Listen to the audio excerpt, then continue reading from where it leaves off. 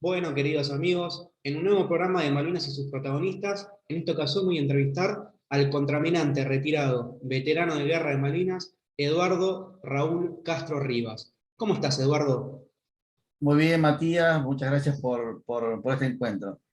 La verdad, el agradecido soy yo y es un placer poder entrevistarte y que nos cuentes un poco de tus vivencias allá en la guerra de Malvinas.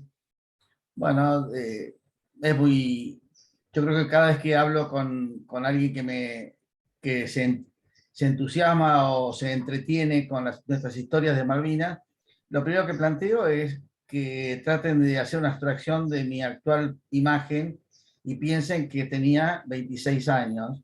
Ujú. Estaba casado con dos hijos, uno de 2 años y otro de 1 año.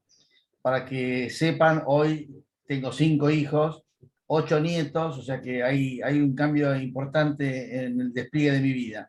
Pero bueno, en ese momento era teniente de fragata, Sí. mi segundo año de esa jerarquía, el equivalente a teniente primero de ejército o primer teniente de Fuerza Aérea, Ujú. y estaba destinado en la fragata Libertad, un destino realmente muy interesante para un joven oficial. Mira. Era el oficial junior de esa plana mayor que iba a hacer un viaje con los guardiamarinas que habían egresado en el año 81. Mejor dicho, le faltaba hacer el viaje de instrucción en la fragata Libertad para finalizar su egreso a fines del año 82. Sí. Por supuesto, la Fragata Libertad era un ámbito totalmente ajeno al operativo. Mis inicios en la carrera fueron destinos de la base naval de Puerto Belgrano. Mi primer destino fue el crucero Ara General Belgrano. Después estuve destinado en un buque auxiliar, el Aviso Sombrellera, 2 años. Ujú. Participó ese buque y conmigo inclusive mucho en el despliegue del año 78. En Chile. Estamos destinados en el sur y navegué todos los canales fueguinos, nuestro litoral de Ushuaia, las rías, y realmente una experiencia marinera muy rica. Ujú. También fui destinado, soy oficial de armas, o sea que cursé un año en mi carrera de armas, y destinado a un destructor en el año 80, un destructor americano, un Fletcher, que ya no existe más, está totalmente radiado esos destructores, pero era un excelente buque escuela como nave navegando y en cuanto a empleo de las armas para un buque antisuperficie. ¿Y qué especialidad tenías en concreto? Era oficial de armas, tenía la parte de artillería y misiles. Ah, La responsabilidad mía, hice varios cursos de misiles Exocet, o sea, me había entusiasmado con esa serie de misiles y realmente estaban dadas las oportunidades para ir escalando y mejorando profesionalmente y en el conocimiento de ese tipo de armas y sistemas de armas. bien. Y en el 81, previo a irme de pase a la Fragata Libertad, estaba en el portaaviones 25 de mayo. Ya había iniciado el portaaviones su modificación para operar con aviones Supertendar, Ujú. y era responsabilidad mía como oficial de armas la evaluación de todo el alistamiento en cuanto a Santa Bárbara, la operatoria de las aeronaves y, o la vida de las aeronaves a bordo del portaaviones. Era un poco el nexo entre lo que estaba aeronaval, Sí. que iba a bordo del portaaviones, y lo que estaba funcionando del portaaviones, una tripulación de más de 1.000 hombres. Bueno, y salió mi destino a la Fragata Libertad, un destino realmente muy, muy rico, muy valioso, Y muy diferente porque a todo lo anterior. sí, totalmente diferente, era una alternativa que existe en la carrera de uno, especialmente en la gente de armas, Ujú. porque la Fragata Libertad hay oficiales, y esos oficiales salen la gran mayoría de las unidades de combate, o sea, no hacen otra formación. Y en mi caso era el más joven de todos, y mi responsabilidad tenía la parte de velamen y los palos de la Fragata Libertad de popa, el mesana, que era el palo responsable mío, y toda la maniobra de cubierta y preparación del buque en ese sector del barco. Eh, Cuando el 2 de abril se inician las actividades, estamos realmente muy desconocidos de lo que estaba pasando. Estábamos en Buenos Aires haciendo nuestro alistamiento y para un viaje de instrucción que iba a ser realmente un verdadero itinerario profesional y además rico en cuanto a conocimiento, Sí. inclusive 2 puertos en Gran Bretaña, en el Reino Unido. Y por supuesto, era también desde el punto de vista del placer de los oficiales, futuros oficiales de marina, el conocimiento de otras culturas, de otras marinas, de países, muchas veces que uno las veía por foto nada más, era una posibilidad también de culturizar y mejorar el nivel académico y profesional de los oficiales. ¿Cuánto suele durar Lo un había hecho. viaje de la libertad? Exactamente, yo he hecho mi viaje como guardia marina en el año 75. Ahora este iba a ser un viaje como oficial Ujú. responsable en la formación de esos guardia marina. El 2 de abril nos sorprendió a todos, realmente a todos, por lo menos a la tripulación completa, inclusive mi comandante, que era un capitán de navío Ricardo, de apellido Amaury Ricardo, Sí. excelente profesional. Y bueno, por supuesto, el buque se puso a disposición del Estado Mayor General de la Armada y salieron destinados mucho personal, fundamentalmente del área de máquinas y electricidad, a unidades de combate donde habían estado posiblemente el año anterior. De Entiendo. hecho, muchos volvieron al crucero Belgrano y muchos de ellos lamentablemente perdieron su vida durante el hundimiento en Bien. mayo. Y como oficial, bueno, por supuesto estaba, por supuesto, totalmente atento y tenso y con ganas de no ser ajeno a este proceso histórico, no por el desarrollo que podía ser en lo que era lo político, lo diplomático, sino en algo que era un hecho concreto para el cual uno se había teóricamente preparado, que para la Ujú. defensa de la soberanía de la patria en el mar. Sí. Y la verdad que, bueno, era poner un montón de pensamientos, de intenciones, de decisiones, de buena voluntad para querer participar. De todos modos, pasaron ahí nomás la Fragata Libertad, se reconvirtió y tuvo un papel muy importante para el control del tráfico mercante que ingresaba al puerto de Buenos Aires. Fue parte de lo que se llamó el Operativo León. El Operativo León tenía como parte de unidades navales la Fragata Libertad, los patrulleros King y Murature, y las lanchas de la Prefectura Naval Argentina. Es importante recordar que la Prefectura Naval Argentina era un componente de la Armada, Ujú. se terminó disolviendo y separando, dedicándose al área de seguridad específicamente y la Armada del Área de Defensa específicamente en 1984. Pero en ese momento era un solo componente y bueno, todo ese paquete de medios y paquete humano Sí. nos trasladamos al Río de la Plata, especialmente a la boca de ingreso al puerto de Buenos Aires, y la responsabilidad nuestra era desde el buque lanzar grupos de lo que se llama registro, visita, y si era necesario captura, de algún buque que quisiese ingresar al puerto de Buenos Aires y pudiera ser una amenaza.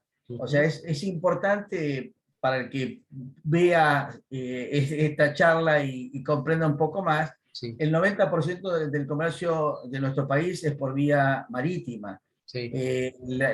Si uno tiene idea de lo que es un portacontenedor, hoy por hoy entran portacontenedores a puertos con 18.000 contenedores, el equivalente a 18.000 camiones.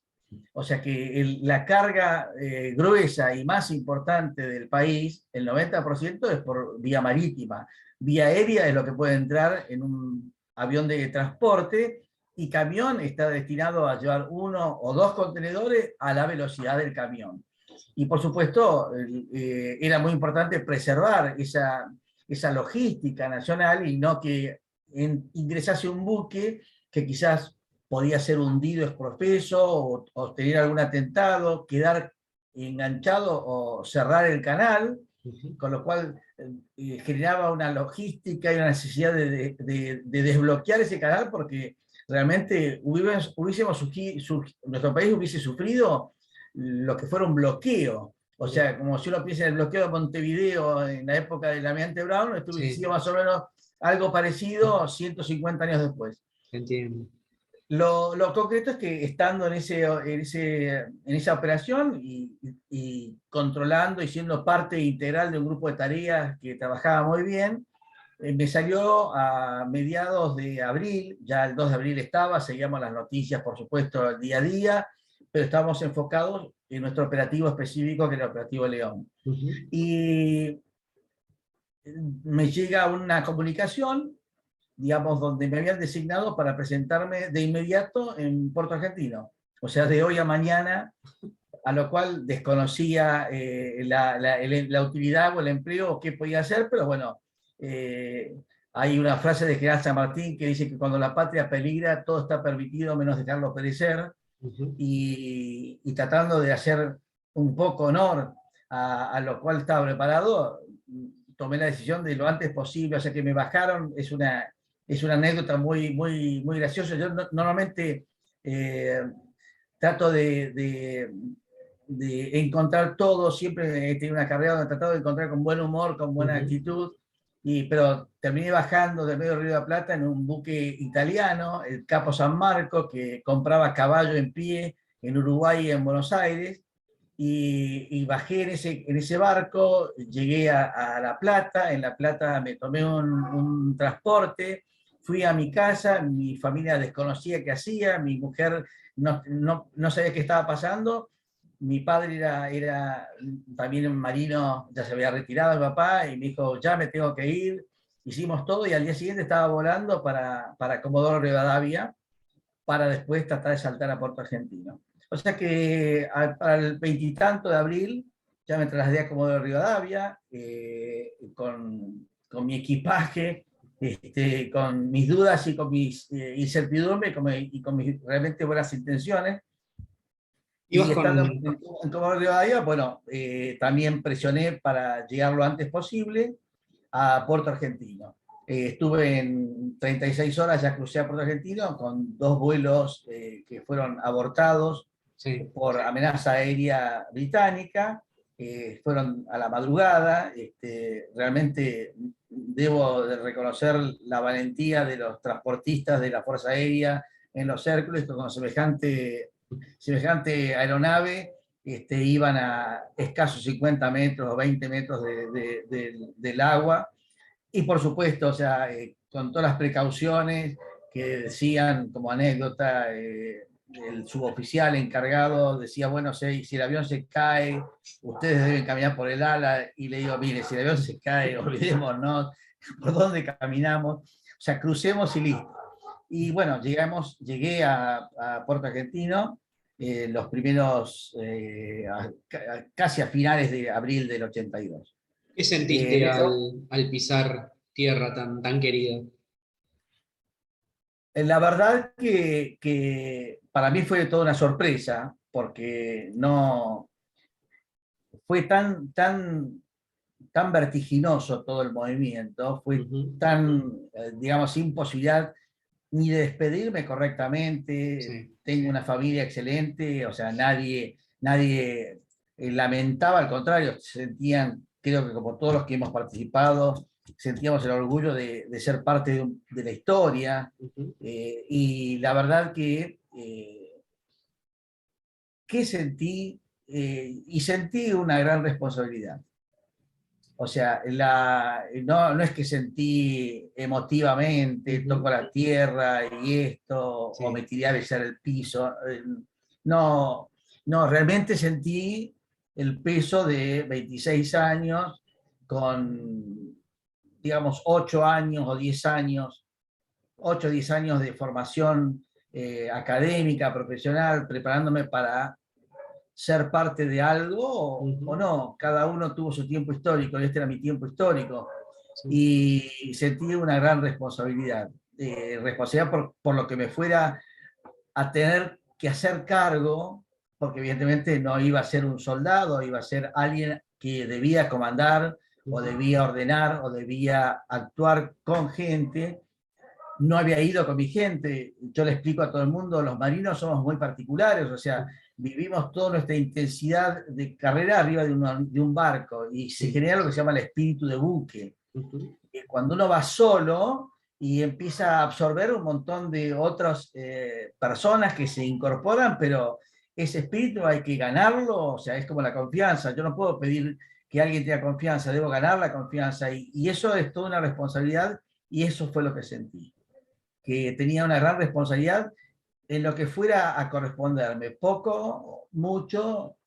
No sentí, la verdad, no sentía temor porque pensaba que no me iba a pasar nada, ya pensaba que si iba a suceder algo iba a salir sin inconvenientes, Sí. estaba medianamente formado, tenía 27, 26, 27 años, que hoy en día son pocos. Yo tengo el hijo más chico, tiene 30, y realmente son los millennials, son muy particulares. Nosotros no tenemos tiempo para millennials, nosotros, nuestros padres a los 16, 17 años ya nos responsabilizaban para estudiar y trabajar y arremarla en el mundo. Pero bueno, llegué a Puerto Argentino, y en las primeras horas de ese día, yo calculo que ha sido 22, 23 de abril, no recuerdo claramente la fecha, Ujú. pero estábamos aún en abril, no habían comenzado las acciones de mayo. Habían convocado básicamente para integrar un Estado Mayor conjunto que trabajase para asesoramiento de la parte operativa de los barcos, y ahora después te voy a contar Sí. el tema de la gente de ejército que estaba desplegada en las dos islas, la gente de Fuerza Aérea y las pistas que estaban operativas. La vez pasada alguien, creo que con bastante acierto, en una entrevista que tenía y charlábamos, fuimos verdaderos precursores en ese grupito humano del accionar militar conjunto en serio. O sea, no había alternativas de si esto no está bien, comencemos de nuevo. Teníamos que hacer el día a día compartiendo con gente de ejército, oficiales, suboficiales, con gente de Fuerza Aérea, oficiales, suboficiales, con personal civil, con autoridades, y eso nos obligaba un poco a la responsabilidad que te mencionaba al principio, o sea, a funcionar lo más parecido a un relojito, aunque pareciera un reloj de arena, pero un reloj al fin, en donde uno dejaba de lado quizás sus individualidades, no egoísmo, no vi egoísmo, pero sí las individualidades de cada uno en lo académico o en lo profesional, Sí. para tratar de sumar al conjunto. Y fue así que en ese grupo en el cual constituí, que era parte de ese grupo de suboficiales y oficiales, éramos parte del apostadero naval Malvinas. El apostadero naval Malvinas, para el conocimiento de la gran mayoría, Ujú. es el único destino militar de las tres Fuerzas Armadas que se creó en Puerto Argentino. O sea, todo el resto de las unidades fueron siendo parte de otra unidad. El Regimiento de Infantería 7 de Ejército ya existía en La Plata. Ujú. El Batallón de Infantería de Marina número 5 ya existía en Río Muy Grande. grande. El Grupo de Artillería de Defensa Aérea, el GADA 601 de Mar del Plata, ya existía. Pero esto no existía. Es el apostadero naval fue creado, es la única unidad militar creada específicamente para el 2 de abril. De hecho, yo tengo en mi poder la orden que está firmada por su momento por el comandante de la flota de mar, en su momento responsable no, perdón, del almirante Alara, que era el comandante de la Fuerza de Desembarco, Ujú. y donde se ordena la creación de este apostadero. O sea que este grupito era parte del grupo que además estaba responsable de la logística cuando venían los barcos, de bajar los repuestos, bajar los víveres, de reaprovisionar a los buques que estaban operando y dando vuelta, y además también, por supuesto, ser nexo con los barcos de la Marina Mercante que participaron en Malvinas. O sea, y creo que vale la pena nombrarlos. O sea, participó el Bahía Buen Suceso, buques mercantes de marinos civiles con algunos militares, que fueron Sí. básicamente civiles, el Isla de los Estados, el Formosa, el río Carcarañá. Esos fueron los 4 barcos que pertenecían a Elma o a la Sí. Marina Mercante, que por supuesto todos sufrieron algún tipo de incidente, de hundimiento, de pérdida de vidas humanas. y realmente se comportaron al pie del cañón porque estuvieron en todo momento abasteciendo a la logística de Malvinas.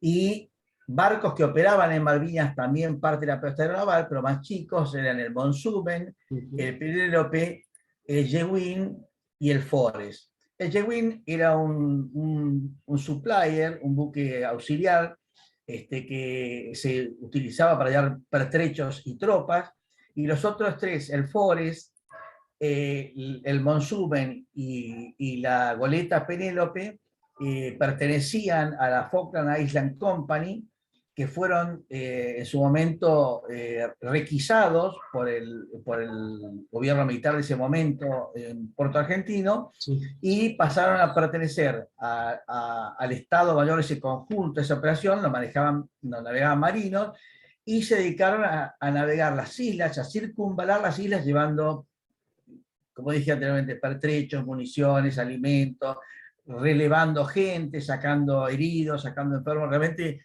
hicieron una campaña digna de reconocimiento, porque la verdad es, en general no se conoce la participación de estos barcos. Sí. Muchos decían, ¿qué hace un marino en Puerto Argentino en tierra?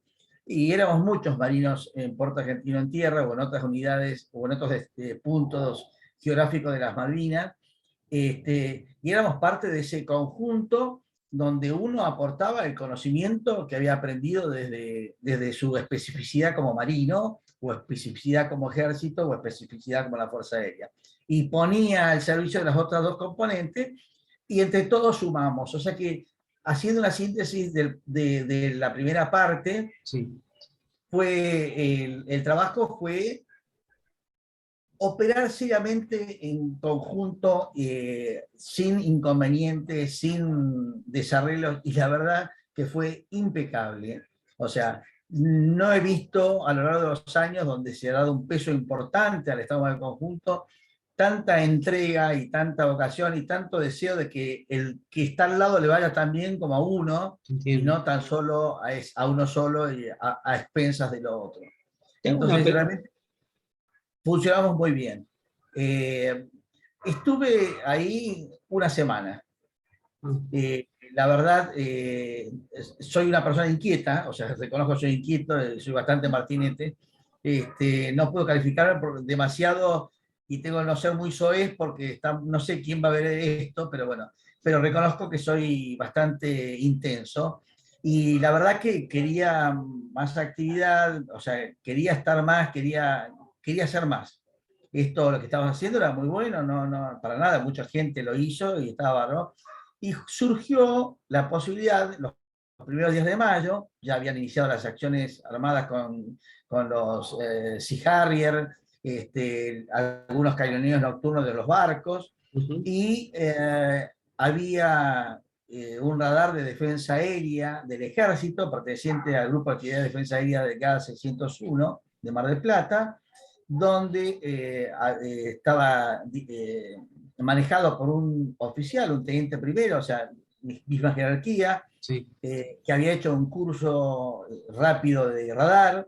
Tenía 30 hombres que le daban protección, y estaba en las afueras del terreno de la ciudad, y me preguntaron si me interesaba, y yo dije, por supuesto. O sea, me preguntaban si era un especialista en radar, y que no, los marinos manejamos radar como manejar un auto. O sea, es un elemento electrónico que no tiene sus misterios, porque nos lo han enseñado, es el ABC nuestro de la navegación, Sí. la navegación por radar. O sea que el radar para nosotros es fundamental. Y los artilleros, en el caso mío, oficial de armas, también están los radares de control tiro. O sea que es un componente, digamos, que no tenía ninguna rareza. A lo cual dije que sí, que me quería ir.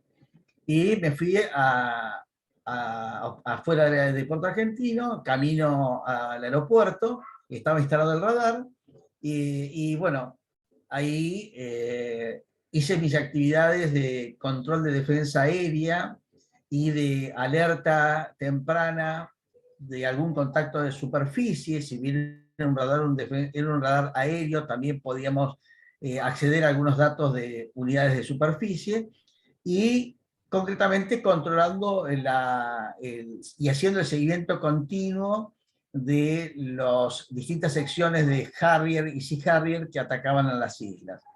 Estuve ahí desde los primeros días de mayo hasta el 14 de julio, que el combate final de la noche del 13 al 14, donde nos rompen el radar de la artillería.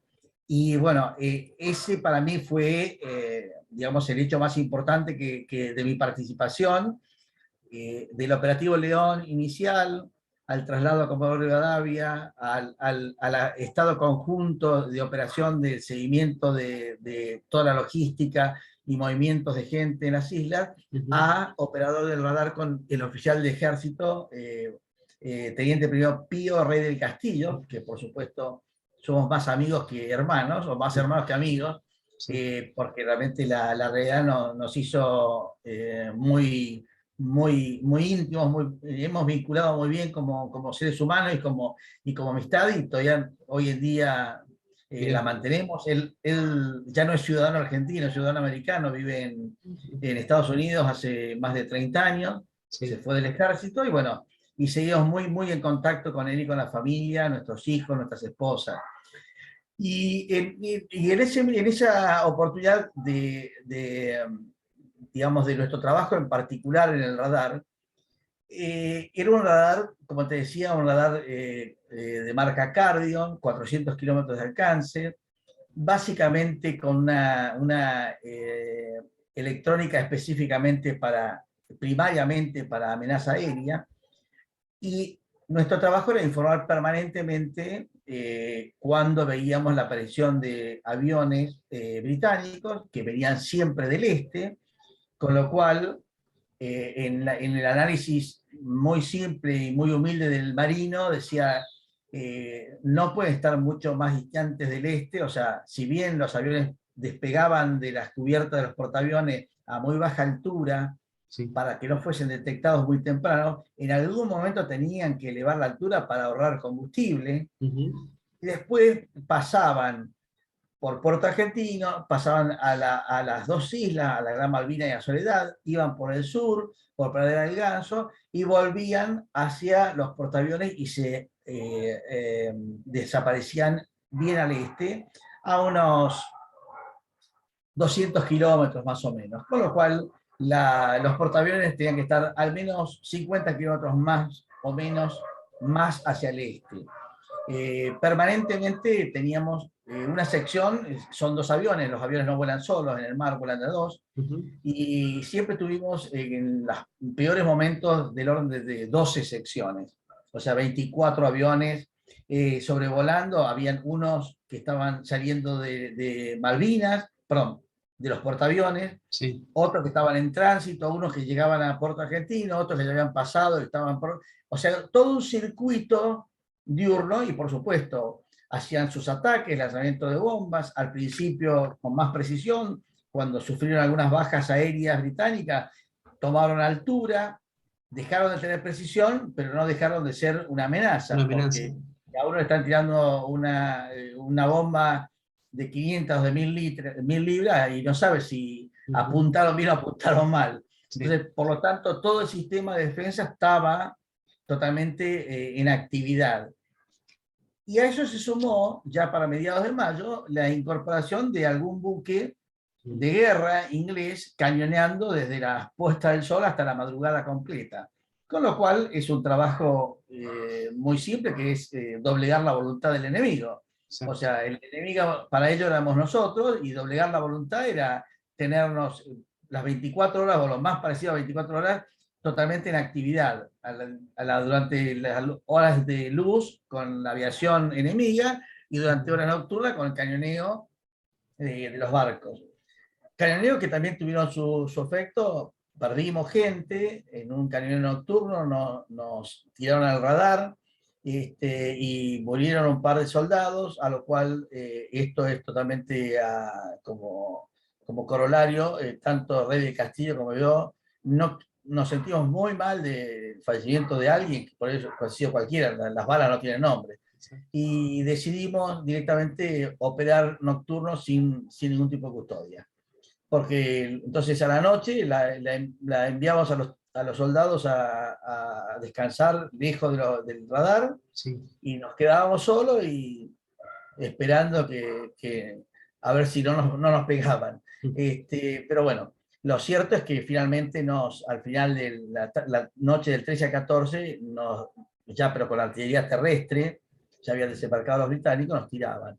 Así como anécdotas, digamos, de importancia en cuanto a la participación nuestra, yo quiero hacer especial hincapié con el tema del 30 de mayo, con el último misil al portaaviones, teóricamente invencible. Esa operación, ya supongo que la habrán entrevistado en algún momento, pero es la que participan 2 aviones de superestandar de la aviación naval, 2 aviones de la Fuerza Aérea, 2 Mirage, y llevaron el último misil de los 5 y fue lanzado sobre el Invencible. Hay todo un debate si le pegó o no le pegó, si no le puede haber pegado.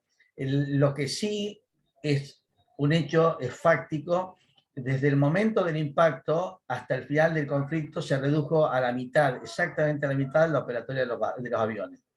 O sea que si le pegó, o si se asustaron, o si fue lo suficientemente choqueante como para alguno, no sé. Pero lo que sí puedo decirte que la amenaza aeronaval de estas 12 packs o de secciones, 24 aviones, pasó a la mitad. O sea, instantáneamente. O sea que haya impactado o no haya impactado, la verdad es que cumplió el efecto deseado, que era reducir la amenaza aérea. Exacto. Y mi futuro como oficial de Marina me tocó vivir en Inglaterra. Yo viví en el año 2004 al 2006, viví en Inglaterra. Fui representante argentino ante la Organización Marítima Internacional, en la OMI, que es una organización de Naciones Unidas que trata la temática marítima. Y por supuesto tuve mucho vínculo con un montón de gente que había compartido y combatido, y para mí impactó en el Invencible. Hundir no lo hunde porque los misiles Exocet no están diseñados para hundir, sino Está están fuera de diseñados, combate. exacto, están diseñados para impactar y generar. Y un portaaviones en última instancia es una caja de zapatos que puede estallar una bomba dentro y no, o sea, va a haber un incendio. No fue lo de Sheffield. El Sheffield es un buque de guerra tan compacto que se incendió la cocina y se prendió fuego, y se descontroló y se terminó hundiendo. Por eso, o sea, no quiero debatirlo y dar el debate. Sí. Mi opinión profesional es que impactó el misil, alguna bomba también de Fuerza Aérea habrá impactado, por supuesto, pero el daño es controlable porque es un barco, en última instancia una caja, donde uno se incendia, pero si tiene un buen sistema de control de fuego, se puede controlar. Esa fue una de las participaciones nuestras, que fue el 30 de mayo. Después, otra que tuvo mucho acción de parte de la gente y personalmente mía en el radar fue la del ataque de la Glenmorgan, que era uno de los barcos ingleses que nos cañoneaban. Sí. Durante el proceso del cañoneo nocturno, intentamos desde nuestra posición varios temas. Uno fue, ¿por qué no tiramos con un cañón al buque? Y éramos 5 oficiales jovencitos, todos de la misma jerarquía. Yo les expliqué cómo era el tiro naval, donde uno se supone que el cañón está arriba del radar de uno. O sea que como no está así, hay que hacer unas correcciones por paralaje. Entonces sacamos las distancias, donde había un cañón de 155, un Sosman, y cuando nos dispararon, nosotros una noche le disparamos también 4 o 5 disparos de 155, y era muy gracioso porque creo que no, la verdad, que ni se enteraron, pero bueno, lo intentamos, y si pasó algo jamás nos enteraremos, pero le cañonamos desde tierra al buque. Pero Generalmente, ¿a qué distancia se encontraban los buques generalmente para el cañoneo? y estaban a una distancia de 12, 16 millas. Era una distancia que no era imposible de alcanzar. De hecho, cuando se lanzan los misiles, los Mamar 38, Sí. Que fue una ingeniería verdaderamente muy elevada, o sea, no fue una ingeniería, digamos, medio pelo. Los misiles pertenecían a una corbeta francesa, un barco, están diseñados porque son misiles franceses diseñados para barcos, en donde la electrónica que le entra es la electrónica de un barco, o sea, rolido, cabeceo del barco, rumbo, velocidad. Entonces, todo eso hubo que simularlo. Y eso lo hicieron técnicos y personal civil, suboficiales y oficiales del taller de misiles de la base naval de Puerto Verano. Los bajaron a un carretón y diseñaron lo que se llamó la ITB. La ITS es la instalación de tiro estándar, es la que tenían los Mar 38, estos misiles Exocet, arriba de los buques. Más adelante, cuando llegaron los destructores alemanes, las MECO, tenían misiles Mar 40 del doble alcance, y la instalación se llamaba ITL, Instalación de Tiro Liviana. Y a este carretón le pusieron ITB, Instalación de Tiro Berreta. Ese fue el nombre que le pusieron al sistema. Bueno, y con ese sistema y engañando informáticamente y técnicamente al misil, se largaron el 14, primero se tiró uno el 11 de julio que falló, y el segundo, el 12 de junio, se lanzó desde la costa un misil Mar 38 que impactó el 12 de junio en el Grand Morgan, dejándolo totalmente fuera de combate, porque impactó en la parte del centro y popa hasta el hangar. Y por supuesto, no lo hundió, pero ese buque quedó fuera de combate. ¿Ustedes desde el radar pudieron sincronizar el ataque, o sea, verlo, se vio bien? Sí, correcto. O sea, en realidad, te agradezco la pregunta. O sea, en realidad la participación nuestra era que todos los que teníamos algún tipo de sensores colaboramos y aportamos nuestros datos de marcación y de distancia, Sí. Para que el sistema fuera lo más preciso posible, porque ya por fabricación propia y ser una instalación de tiro barata y berreta, estaba diseñada como para que no tuviese muchos márgenes de error. Entiendo. Entonces sí participamos con nuestro radar junto con este lanzamiento. Lanzamiento que era de un misil de un barco tirado en tierra por marinos, con información que le venía de la Fuerza Aérea, de la Marina y del Ejército. O sea que Más conjunto que eso no puede ser. más junto que eso y además realmente, lo mismo que cuando fue el tiro del cañón, eran 4 oficiales del ejército conmigo, y charlábamos, yo les explicaba lo que yo había estudiado en lo que era el combate naval, Sí. o el combate, el tiro de los buques contra la tierra, cómo se hacía, y los ingleses respondaban por que es doctrina, es una doctrina medio estándar, o sea, no es que es demasiado difícil. Por eso yo, o sea, creo que no solamente yo, o sea, está reconocido que el conflicto y la batalla de Malvinas fue el último conflicto, eh, digamos, de características de alto nivel profesional por ambas partes de los contendientes. Fue un conflicto clásico, o sea, no hubo nada raro, lo que se dio y lo que se vio y lo que se hizo fue lo que se preveía que iba a suceder. Y yo en lo personal, con los años que fui creciendo y elaborando mi análisis, me parece que Malvinas fue la primera guerra por la Antártida. Porque evidentemente, o sea, no solamente la defensa de las islas en cuanto a querer recuperar un territorio mancillado y robado por los ingleses, y los ingleses tratando de solamente salvar el honor del león británico deshonrado, sino es un lugar estratégico a una proyección que el próximo, este siglo, mejor dicho, en el 2048, cuando acaba el Tratado Antártico, va a ser importante ver cómo se desarrollan los países que por lo menos están presentes, y ninguno va a decir seguimos participando, ¿no? Van a querer ir atrás de recursos, alimentos, recursos minerales, o sea, hay una riqueza desconocida, inexplotada, precisamente porque el tratado está hecho para que no se explote, la Antártida todavía, pero cuando se dé bandera verde, Hacen, este, va a ser un tema. Y los ingleses ubicados creo que tienen una historia suficientemente que los acompaña en cuanto a decir que no han ubicado espacios Sin de sentido. ultramar sin ningún sentido y Sí. sin ningún futuro posterior de importancia, de interés. Bueno, pero lo cierto es que hasta el 14 de junio, en el radar que funcionó, Ujú. eh, participamos nosotros participamos, estábamos H-24 operando, eh, también, digamos, lamentablemente cuando fue el lanzamiento del misil Strike, que es un misil antirradar que lanza un Vulcan, estábamos nosotros operando el radar y estaba tomando la guardia otro radar donde estaba un teniente primero de la Charí, Sí. y cuando apagamos el radar con el oficial del ejército, a los 5 minutos, a 400 metros, escuchamos una explosión y bueno, fuimos a ver, había fallecido este teniente primero con un suboficial y 2 soldados.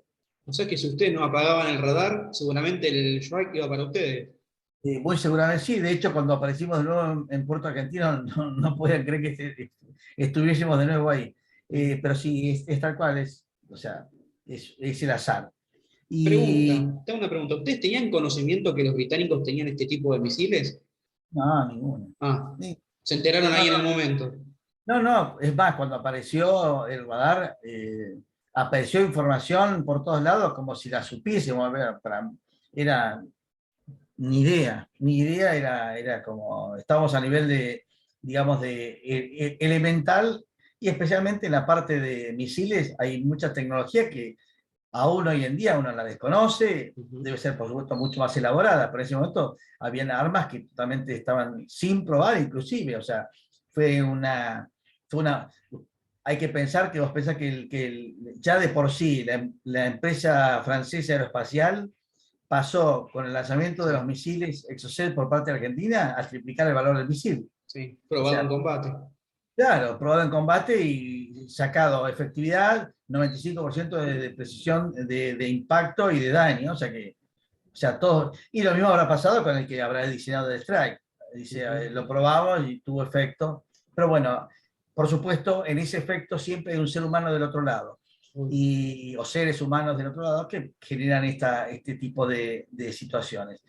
Eh, Estuve hasta el 14 de junio en Puerto Argentino, me embarqué voluntariamente con un gran amigo mío que era el que manejaba la goleta Penélope. Estuve viviendo ahí, éramos 7 personas, desconocíamos qué iba a pasar. Sí. Me presenté voluntario, trabajé en el hospital militar a sacar heridos. Mm. Y sacando heridos a la semana, yo ya había perdido contacto con mi familia, todo en Buenos Aires. A la semana me dicen que salga con los heridos, sacando heridos en el rompehielos Almirante Ibiza. O sea que saqué heridos en el rompehielos Almirante con 10 personas más y zarpamos, cruzamos el bloqueo de buques británicos a Puerto Argentino, que yo conté más de 40 barcos, y llegamos a Comodoro Rivadavia en 2 días, me bajaron en un helicóptero, en un Siquín, a la pista. Uno de los oficiales que estaba conmigo, más antiguo, paró un avión de Aerolíneas Argentinas, nos subimos, llegamos a Ezeiza, de uniforme, ropa, armamento, nunca habíamos perdido nada, no teníamos para el colectivo, o sea que tomamos el colectivo, nos fuimos al edificio Libertad, al comando en jefe de la Armada, tocamos el timbre a las 3 de la mañana y por supuesto nadie sabía qué hacíamos ahí, pero bueno, a las 6, 7 de la mañana llamé a mi padre y digo, que si por favor podía sacar, que ya estaba cansado. Y fue así como terminó mi participación. A los pocos días volví a la Fragata Libertad y la Fragata Libertad seguía operando. Ya había cesado el 14 de junio y hay una frase que decía que el León nunca se rindió. El operativo León, que se llamaba esta operación del control de Río de la Plata, siguió adelante. Bueno, y estuvimos hasta fines de julio, a principios de agosto se acabó todo y a fines de abril, a fines de agosto, se rehizo el viaje de la Fragata Libertad. Hicimos el viaje, pero ya no tocando puertos europeos, sino latinoamericanos, y así pasó mi año. Y al año siguiente volví a la base naval de Puerto Belgrano, donde Continué mi carrera netamente operativa, estuve 32 años embarcado en buques de guerra, fui comandante en todas mis instancias, de comandante de tercera, comandante de segunda, comandante de primera y comandante de la flota de mar. Después me desempeñé como secretario general de la Armada y a fines del 2011 pedí voluntariamente retiro y me retiré el 31 de septiembre del 2012. Esa es mi historia. O sea, le dedicaste obviamente, gran parte de tus años a la Armada. Todos los años de mi vida en la Armada. De hecho, actualmente también continúo porque estoy trabajando en una sede de investigación de temas marítimos, Sí. al que me presenté a un concurso de antecedentes de oposición y lo gané. Y estoy trabajando desde 2013 hasta el presente, haciendo trabajos que tienen que ver con el Atlántico Sur, con Malvinas, con la Antártida, con los poderes en este momento de otros países del mundo y su influencia en nuestro Atlántico Sur. Y bueno, Interesante. es mi carrera. Ahora entiendo. Hoy, hoy particularmente, acaba de a las 4 de la mañana, nació mi octavo hijo en Esquel, o sea que seguimos creciendo como familia. Felicitaciones. Muchas gracias. Ahora entiendo por qué dijiste que sos inquieto. Ahora quiero hacerte un par de preguntas que yo no te quise interrumpir Gracias. de los que nos contaste. Cuando perteneciste a ese pequeño Estado Mayor conjunto del apostadero naval, ¿ustedes qué dependían entonces del capitán Gafolio? El apostadero naval dependía del capitán Gasfoglio, correcto, pero el capitán Gasfoglio subordinaba a esa gente, entre la que me encontraba yo, al trabajo específico de esa central de operaciones conjuntas. El capitán Gasfoglio no solamente nos tenía a nosotros, sino también tenía la responsabilidad del puerto, de la logística, de desembarcar los buques mercantes que venían, de repartir a las distintas unidades, de ordenarle a los barquitos que te nombré anteriormente, el Forest, el Monsumen, el Penélope y el Jewin, para que navegasen. Y otro grupo estaba en la radio, y otro de Malvinas, y otro grupo estábamos en esa central de operaciones, que hacíamos el seguimiento del completo, del panorama completo. O sea, la verdad, una tarea. Ahora, vos dijiste que estuviste 10 días, pero fueron para mí 10 días intensos entonces.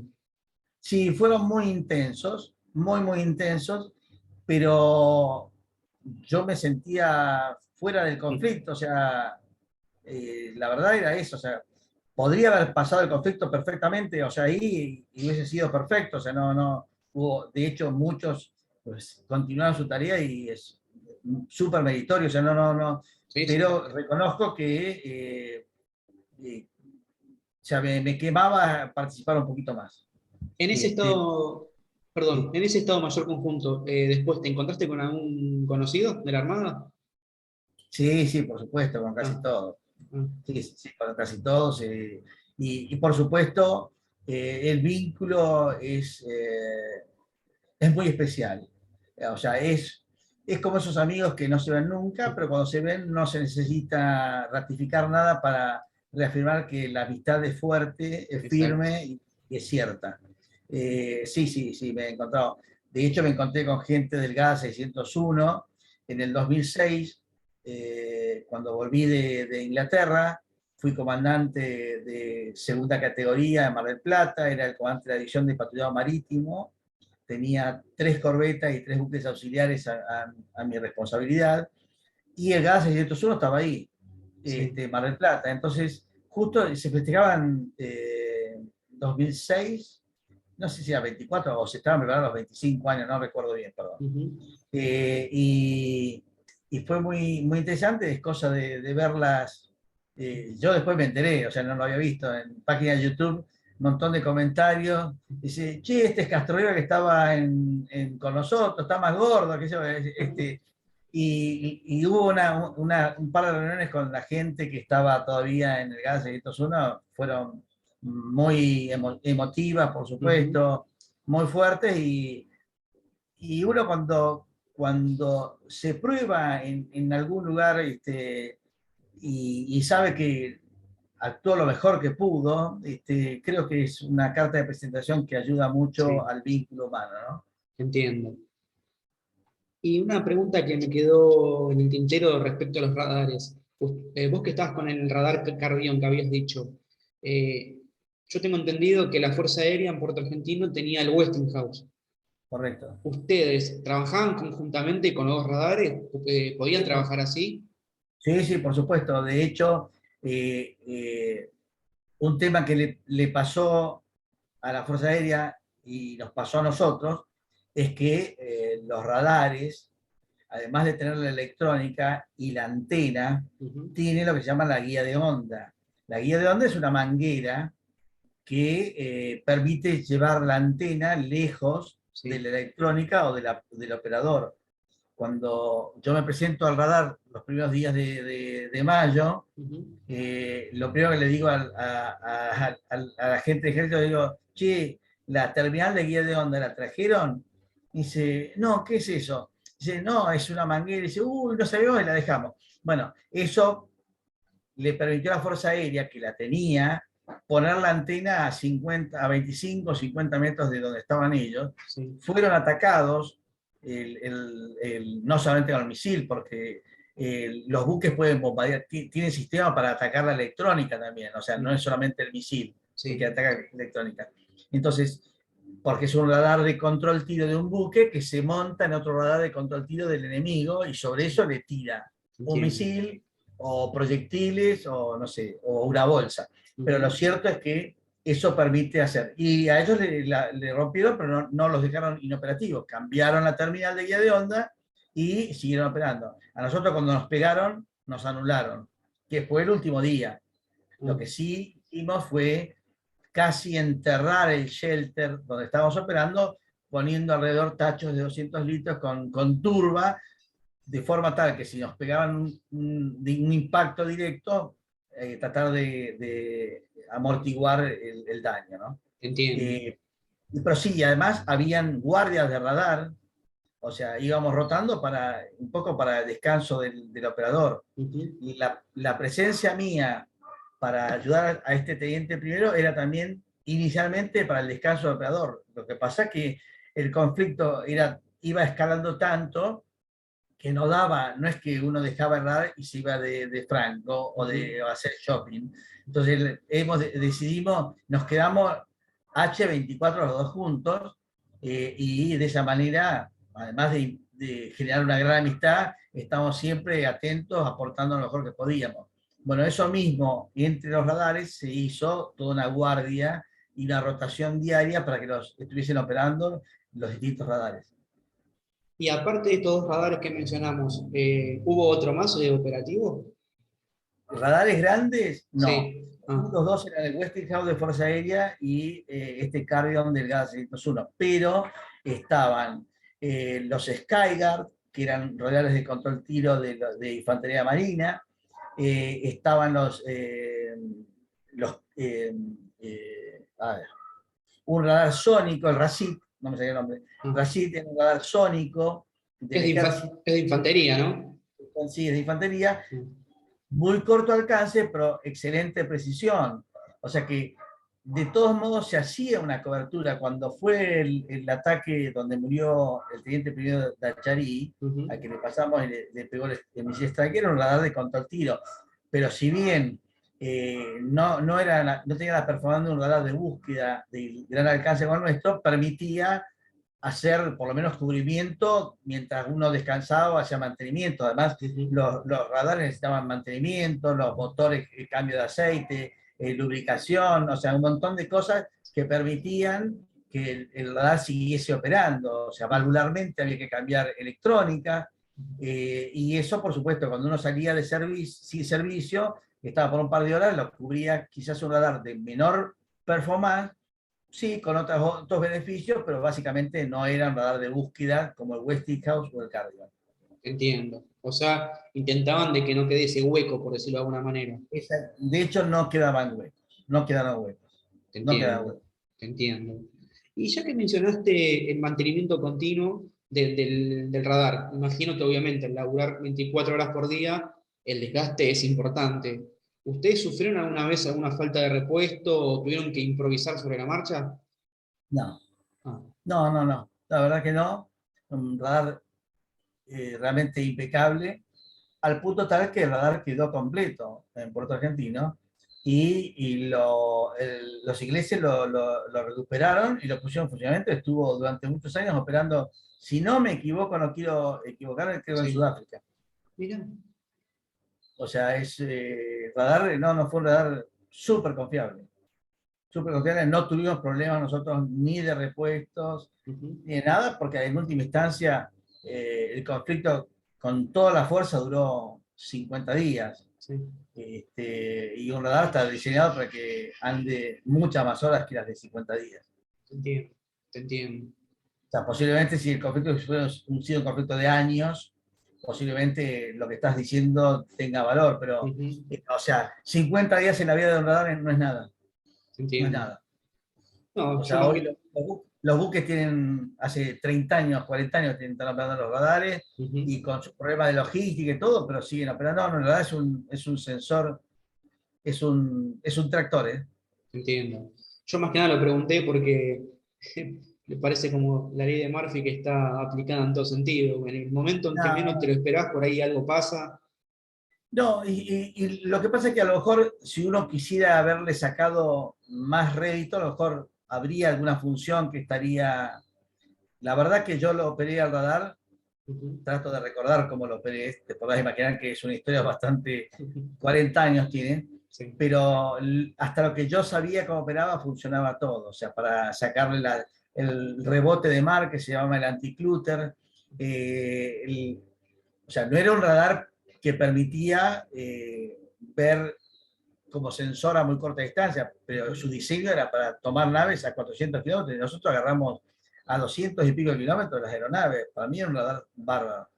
Y creo, te reitero, o sea, sí, el conflicto fue intenso, pero en cuanto a tiempo, no corto, tuvo la necesidad de digamos, del repuesto, que eso hubiese sido con más tiempo, ahí hubiese sido más dramático, sí. porque a lo mejor varios meses con temperatura fría, lluvia, un Ujú, montón de cosas, y sí, se hubiese convertido en más demandante la logística. En este caso andaba y andaba. te entiendo. Cuando ustedes captaban una PAC, por ejemplo, que no era este recorrido que hacían, sino cuando ya iban a atacar, más o menos, ¿con cuánto tiempo de anticipación significaba esa captación del radar para dar No, o sea, el alerta? no, no, el alerta ya lo tenía, ya se daba desde el momento que despegaban las aeronaves, desde ese Ah, simulado punto que después, posiblemente 50 millas más hacia el este, estarían los portaaviones. Ya ahí era la alarma. O sea, la ah, alarma no se instalaba cuando estaban sobre las islas, sino ya la alarma era en todo momento. Por eso es que el desgaste, o ujú, sea, el desgaste no porque no correspondiera, sino porque es correcto que la alarma hay que darla cuanto antes posible, porque hay un montón de elementos y de servicios que se ponen que demanda la alerta, ujú, como puede ser muy simple. Si la alerta es a las 10 de la mañana y sabemos que va a durar hasta las 4 de la tarde, hay que darle de comer a toda esa gente. sí, Si había habido del paso anterior alguna acción aérea o antiaérea, había que reabastecer de munición a esas unidades. O sea que no se despega el conflicto de lo cotidiano y rutinario, que en última instancia es tan importante. Por eso la alarma siempre tiene como, como componente la parte más simple, que es la de la logística continua, de que se mantenga, sí, o a lo mejor había que cambiar algo en particular al radar, y bueno, hagámoslo ahora antes que se acercan los aviones, o hagamos el mantenimiento de combustible o de aceite de los generadores, los motogeneradores, para que esté funcionando cuando pasen los aviones bien. O sea que, digamos, hay muchas cosas en el medio que suceden, que son parte del conflicto y parte de la vida del combate. te entiendo, te entiendo. Y me había quedado una más, me estoy intentando acordar. Eh, No, Matías, un gusto, o sea, lo que quieras, o sea, sí. pretendí no hacerlo demasiado largo, ni mucho menos, pero No, estuvo muy interesante. contando básicamente lo que pasó y reitero, o sea, creo que lo más rico de todo es, primero, que eh, fui a un conflicto, participé, ya venía formado, o sea, Ujú, mis hijos me dicen, papá, dice, vos te preparaste para esto, aunque uno no lo quiera participar o no quiera que eso suceda. Yo en muchas ruedas de charlas digo, si alguien no desea un conflicto armado, es un militar, porque conoce uno claramente cuál es el dolor, el sí. esfuerzo, el desgaste, lo que se pone en riesgo, lo que se pone en el balance lo que se pierde y lo que se gana. O sea, muy al contrario de la opinión, posiblemente la opinión general. Sí. O sea, el militar no es el que más le gusta ese conflicto. No porque le rehuya, se Ujú. prepara uno para eso, por supuesto. Pero sí es sabedor y conocedor ¿Qué de lo conlleva? grave Eh, que eso conlleva. Yo ujú, siempre le digo a gente que, por ejemplo, el conflicto con Chile en el 78, que ya hoy en día ni se lo nombra, ujú, no se lo nombra, pero yo tenía 24 años, 23 años, recién casado, ni siquiera tenía un hijo, y el conflicto era muy pesado, venía, no sé si lo más pesado en cuanto a su formación estratégica nacional, dos gobiernos de facto. sí. Entonces, ese conflicto de haberse llegado a alguna acción en serio hubiese sido más traumática que con Gran Bretaña. Mira. Primero, porque recomponer el vínculo Mm, con un país vecino, hermano como el de Chile, a quien uno mira y a quien ellos no miran, o sea, somos dos países muy próximos, no es tan fácil. O sea, yo tengo mi esposa es croata, mira. es de Croacia, y lo que han vivido en la ex Yugoslavia es un Yugoslavia. espanto. Sí. Los serbios, los croatas, Los eh, bosnios. y los Bosnia y Herzegovina, o Ujú, sea, ya no se reconocen más, sí. no se reconocen más. Entonces, guarda con esa opinión, digamos, del militar. Y yo reconozco y agradezco que haya habido la mediación en su momento, más allá que a lo mejor con mis 20 y pico de años dice, no, me hubiese gustado otra cosa. No, yo realmente hoy, teniendo 67 años, Ujú, digo, menos mal porque todavía estaremos mediando a ver si uno podía cruzar o no podía cruzar, o si venía, si se iba a Chile. No, hubiese sido dramático. Este conflicto con el Reino Unido fue un conflicto más. Para nosotros fue un conflicto, el conflicto. Para ujú. los ingleses Uno fue uno más. más, Exacto. uno más. O sea, Sí. fue muy caballeresco. Yo reconozco y doy un ejemplo. Cuando cae Puerto Argentino, yo estaba en Puerto Argentino, o Ujú, sea, no me lo contaron. Cuando cae Puerto Argentino la noche del 13 a 14 fue un combate muy intenso, muy fuerte, una pelea realmente, en muchos casos, cuerpo a cuerpo, hombre a hombre, ujú. y los ingleses lo reconocen. Pero cuando cesó el combate y se decidió el alto el fuego, los ingleses retiran la tropa e ingresa tropa fresca. O sea, ese detalle habla de que no queda el soldado que viene apasionado, que perdió a su amigo, perdió a su Sí. hermano y que viene con sed de venganza. Entró soldado con tropa fresca, bañadito, limpio, respetuoso. Mm, No soy anglófobo, por favor. O sí, sea, sí, vamos a aclarar porque sí. después se malinterpreta Sí, se este tema. transcribice. Y cuando viví en Inglaterra con toda mi familia, en todo momento tenían claro quién era yo, y en un momento dejé de sentir mi argentinidad al tope. Ujú. Pero digamos, Inglaterra se peleó con todo el mundo. Sí. Y eso puedo dar ejemplos con mis hijos que fueron a los colegios allá y le decían, nosotros tenemos un conflicto en Argentina como con tantos otros países. Y los chicos miraban diciendo, ¿de qué me están hablando? Este, pero digamos que el militar no agrada del conflicto armado Ujú, porque sabe todo lo que está en juego. Entiendo. Sabes todo lo que está en juego. Y la última pregunta que quiero hacerte, ya te agradezco mucho por tu tiempo. El conflicto en sí, Malvinas, ¿qué te dejó tanto en lo personal y si en lo profesional, vos ya que actuaste conjuntamente con otras fuerzas, vos sentiste que la Armada le pudo sacar provecho a ese trabajo conjunto? Bueno, en lo personal me permitió realmente ser mínimamente una pequeña parte de la historia. O sea, creo que cuando uno vive, tiene los pies sobre la tierra y vive, creo que hay dos temas fundamentales por los cuales uno no debe claudicar. Uno es no sentir vergüenza de la familia de uno, y el otro, que la gente que lo ha acompañado le guste volver a encontrarse con esa persona en el futuro. Si uno logra eso, el resto no vale más que eso, que es el alimentar, ni siquiera el ego, porque no es el ego, es alimentar, digamos, la vocación, de decir que uno lo ha hecho con vocación y que dejó algo, que sembró y dejó algo. Es lo único por lo cual el hombre debe pasar por la tierra, para dejar algo, Exacto. para ser feliz y para dejar algo.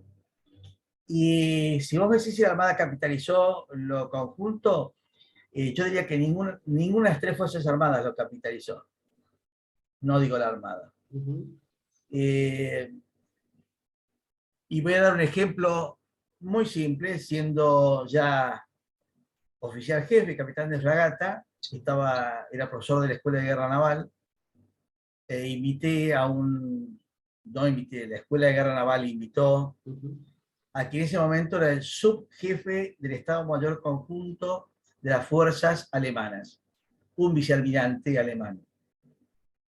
Y la verdad que nos dio una conversación muy buena, pero finalmente él dijo algo que me quedó hasta hoy en día muy grabado. Me dice, o mejor dicho, nos comentó a todos los que estuvimos participando de su charla, Ujú. cuando uno desde lo conjunto consigue más hacia lo específico, uno es reconocido como una persona exitosa. Lamentablemente nosotros, aún desde los conjuntos, seguimos sin obtener resultados mejores que desde lo específico. Por eso cada uno se guarda en su nicho. Muy simple, acá no hay que mezclar escuelas de formación, porque eso es una utopía y el origen y la formación específica de cada una de las fuerzas es muy particular. Sí. Nuestros referentes son particulares. Un San Martín, un Güemes, un Brown, Ujú. no es fácil, o sea que no es eso conjunto. Yo creo que esa es una interpretación muy elemental de lo conjunto. Lo conjunto es la adquisición de recursos, de equipamiento que pueda ser operado. Hoy en día seguimos con equipamientos de comunicaciones que a lo mejor hablan los barcos, pero no puede hablar con una aeronave, porque a lo mejor las frecuencias todavía no trabajan. Homogeneizar el equipamiento que se pueda homogeneizar. Ujú. La infantería marina tendría que tener los mismos elementos casi iguales que el ejército, Exacto. o por lo menos que la infantería del ejército. Ujú. Pero bueno, yo, si vos me preguntás, creo que el Estado del conjunto todavía tiene una presión desde lo específico de cada una de sus fuerzas y que no permite que se crezca más desde lo conjunto a lo específico. O sea, sigue creciendo o queriendo sobrevivir desde lo específico. Te entiendo, lo Espero, dejaste. Sí, espero sí, no haber no. confundido con tantas palabras. No, lo dejaste en claro, porque la verdad que haciendo varias entrevistas, por ahí estoy errado, pero una de las conclusiones que llegué, que una de, llamarlo falla o improvisación o como sea, de importante la guerra de Malvinas, fue la desconexión entre las tres fuerzas. Eh, yo te dije al principio de la charla, o sea, esa parte no la puedo jugar. Lo Ujú. que te hablé de recién, te hablé de mi presente, ¿eh? Sí, o sea, no de aquel presente, Sí, sí, te entiendo. porque en realidad de aquel presente y todos los con las entrevistas que has tenido, éramos todos cuatro de copas, Ujú. que creo que dejamos o quisimos dejar muy bien en alto a la argentinidad Uy, y lo hicieron. pero digamos, pero la verdad que en el resto y no se puede medir. Yo creo que con el advenimiento de la democracia en el año 84, donde las Fuerzas Armadas Argentinas debe ser el único país de Latinoamérica donde hay una subordinación impecable. Yo estoy convencido que una excelente subordinación al poder político. Yo fui 4 años almirante, o sea que, Ujú. y con un gobierno de 2015, del 2009 al 2012, y, y realmente se pudo operar. Lo que yo veo desde lo conjunto es lo actual, actual en mi época, Ujú. o sea, donde siguen todavía esos pequeños resquemores específicos de cada una de las fuerzas y no permiten crecer en lo conjunto. Eh, yo creo que a eso me refiero. En lo que fuera en el 82, Ujú. eh, me animo a tener una charla, pero no por Zoom. Te entiendo Gracias. perfectamente. Un segundo, perdón, ¿eh? No hay problema. No, discúlpame. Eh, eso es mi historia del 82 es con mis 27 años y con mis temores y mis desconocimientos y mi falta aún de madurez personal. Pero yo reconozco que a mí en lo profesional me sirvió. También fui observador un año en Medio Oriente. Yo viví un año en Siria y Líbano. Ya. Y la verdad que lo que viví en Siria y Líbano fue mucho más fuerte que lo que viví en Malvinas. Ahí la vida no vale nada, ¿eh? O vale mucho menos. Te O entiendo. sea, los códigos son distintos y la verdad que es parte de la formación, pero la verdad que sí, Malvinas, haber sido protagonista de Malvinas para mí ha sido importante. Eh, no fui más, no hice ni más ni menos, creo que lo que podría haber hecho cualquier profesional. Y sí agradezco al grupo humano de familia que me apuntaló y me permitió seguir en mi carrera hasta los últimos días con todos mis errores, aciertos y mis éxitos que me dejaron, digamos, en la conducción superior de la Armada los últimos años de mi carrera, ¿no? Te entiendo, Eduardo. La verdad, lo dejaste bien claro. Nos contaste toda tu historia y te agradezco mucho. No, Matías, realmente el agradecido soy yo, estuvimos a las desencontradas y la verdad que cuando me dijeron de tener una charla contigo, o sea, me encanta porque lo que uno debe hacer ahora es, a vos que no tenés canas, el que te tiene canas te tiene que trasladar cosas, para que vos cuando tengas canas le traslades a otros. Esa es la conducta de la sociedad que valora las cosas bien hechas y lo que estuvo mal hecho, y bueno, no hay que ponerlo debajo de la alfombra, Ujú. hay que aceptarlo y en algún momento, digamos, hacerse cargo. Y creo que cuando eso suceda y estaremos en el mejor camino. Tenemos Sí. un gran país, y la verdad que tenemos la obligación de estar mucho mejor de lo que estamos y ser mucho más felices de lo que somos.